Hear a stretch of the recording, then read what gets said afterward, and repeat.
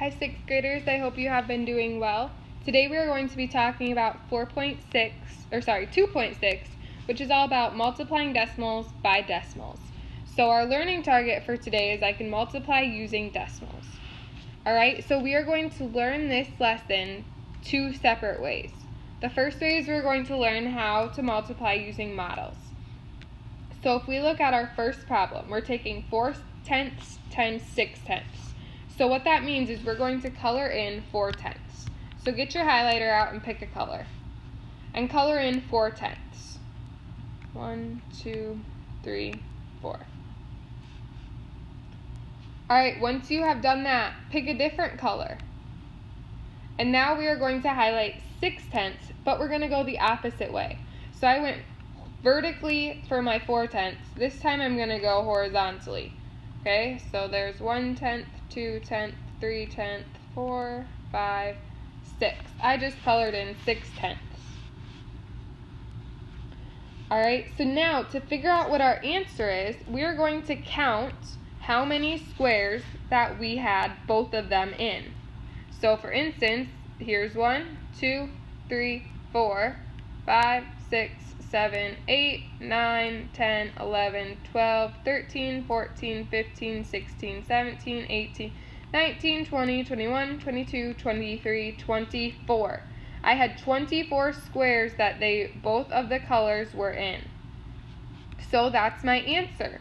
My answer is 24 hundredths because each of these is 100. Alright, so that's how we use models to help us multiply. Let's try another one. Number 2 is 7/10 times 2/10. So again, pick one color and we're going to color in our 7/10. So 1, 2, 3, 4, 5, 6, 7. Alright, now pick a different color. This time we're multiplying 2/10. So we're going to go the opposite way. So I went vertically for the 1, now I'm going to go horizontally. Alright, now we need to count how many boxes they both were in. So I have 1, 2, 3, 4, 5, 6, 7, 8, 9, 10, 11, 12, 13, 14 boxes. So my answer is 0 and 14 hundredths. Alright, so that is how we use models to help us multiply. Now we are going to learn how to multiply without using any models. Alright, so find this example. We are multiplying 1 and 77 hundredths times 2 and 8/10. So to do that, we are going to write our problem vertically. Alright, so I have 177. I'm going to rewrite this, I'm sorry. 1.77. And then I'm going to line it up so my 8 is over here. 8 and 2/10. Or 2 and 8/10. I'm sorry, I totally said that wrong. Alright, so what we are going to do is we are just going to ignore our decimal points. We're just going to multiply the numbers just like usual, just like how we were doing yesterday. We're just going to forget that the decimal point is even there. Alright, so let's take 7 times 8. What is 7 times 8? Right, it's 56.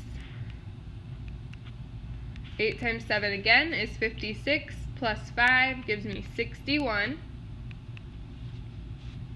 8 times 1 is 8, plus 6 is 14.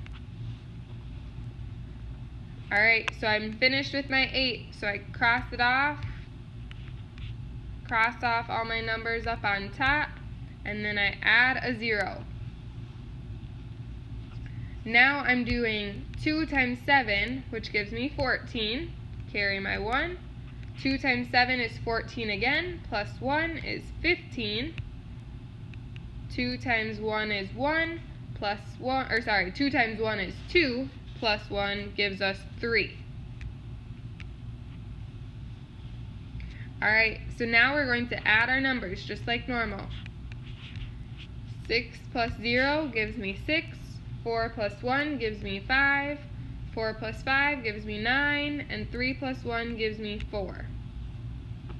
Alright, so now we are going to figure out where our decimal point goes. So to do that, we're going to count how many decimal places we had. So in 1 77/100ths, I have 2 decimal places. And then in our second one, at 2 8/10ths, I have 1 decimal place. Alright, so now we add 2 plus 1, which gives us 3. So that means I need to have 3 decimal places in my number. So that means my decimal point is going to go right between the 4 and the 9. Alright, so we are going to practice a few more of those, but if you can follow those steps, you will know exactly how to do it. So number 1, we are going to multiply 15/100ths times 8. So to do that, we're going to ignore our decimal place, and we're just going to line our numbers up. Okay, 8 times 5 is 40. 8 times 1 is 8, plus 4 is 12. 8 times 0 is 0, plus 1 is 1. Okay, so we have multiplied our number. Now we're going to count how many decimal places we have. I have 2 decimal places. That means I need to have 2 decimal places in my answer. So my decimal point goes between the 1 and the 2. So my answer is 1 20/100ths. Let's do number 2. Number 2, I am doing 2 times 18,000ths. So again, I'm going to write my number just like normal, multiplied by 2. I'm just going to ignore that decimal place, and I'm just going to multiply just like how I know how to. 2 times 8 is 16. 2 times 1 is 2, plus 1 is 3. 2 times 0 is 0. 2 times 0 is 0. Alright, count how many decimal places I have in my number. I have 1, 2, 3. So that means I need to have 1, 2, 3 decimal places in my answer. So 2 18,000ths multiplied together gives you 0 36,000ths for an answer. Alright, let's look at number 3. This time I'm doing 45/10,000ths times 6. So again, I just write my number just like normal. 6 times 5 is 30. 6 times 4 is 24, plus 3 is 27. 6 times 0 is 0, plus 2 is 2. 6 times 0 is 0. 6 times 0 is 0. Alright, now we count how many decimal places I have in my problem. I have 1, 2, 3, 4. So that means I need to have 1, 2, 3, 4 in my answer. So my answer, when I multiply 45/10,000ths times 6, is 0 270/10,000ths. Alright, let's move on to number 4. Alright, I'm taking 1 6/10 times 9/10.